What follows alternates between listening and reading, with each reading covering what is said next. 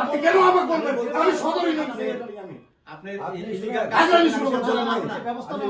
অবশ্যই আমি আপনার এখানে শুনেন বলেন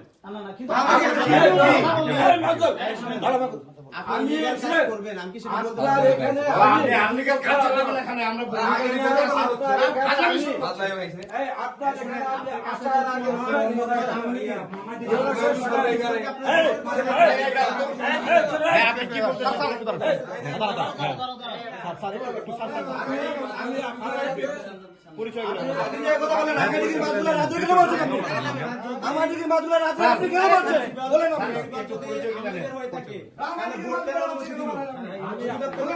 আমি পরিচয় করে দিই। আপনি আমাকে বলছেন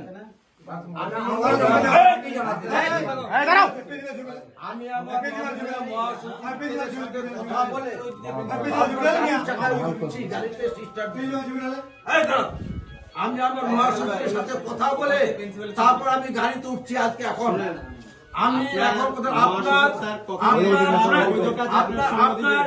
এখন বিশ্বাস করার কোনো কারণ নাই। আপনার নিজ অনিষ্টি আপনার হরিপুরের মানুষ প্রমাণ করছে যখন অন্ধকার রাত্রে বেলা আপনি একটা সরকারের সম্পত্তি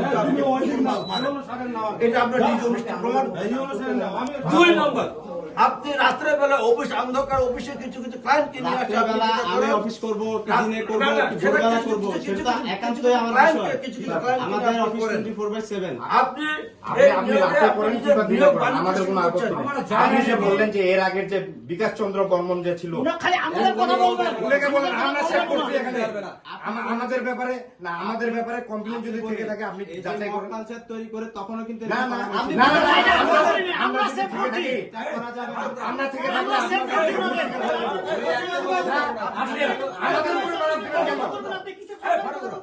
আপনি আওয়ামী লীগের ফেসিস্টদেরকে নিয়োগ দেবেন।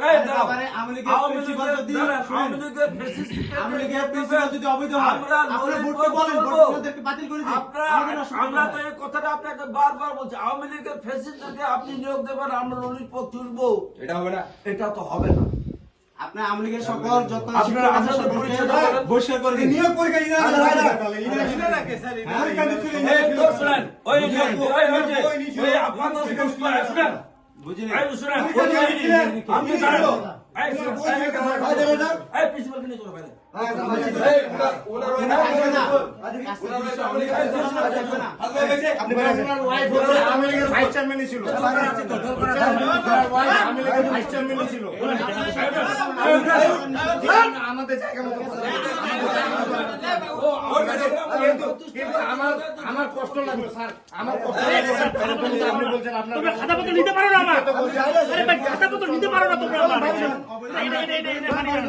আমরা বিকাশ চন্দ্র বর্মনকে যদি যাবো আমি বাইরে। এখন স্বীকার আমার করে মারা দিও। দিতে আমি যাবো না। আমি মারা দিও, যাবো, আমি যাবো। আমি সেভ করছি। আমি হরিপুরের মানুষ, তোমরা না না কারোর সাথে আমরা সেভ করছি, আমরা সেভ করছি। আর কারোর সাথে আমাকে তুলনা করতে পারেন না, এটা না। আসেন ভাই আপনার পরিচয়। আমি বললাম তো আমি যাবো, আপনার দেখা করতে যাচ্ছি না। আপনি আমার কাগজ দেওয়ার কোনো ক্ষমতা রাখেন না।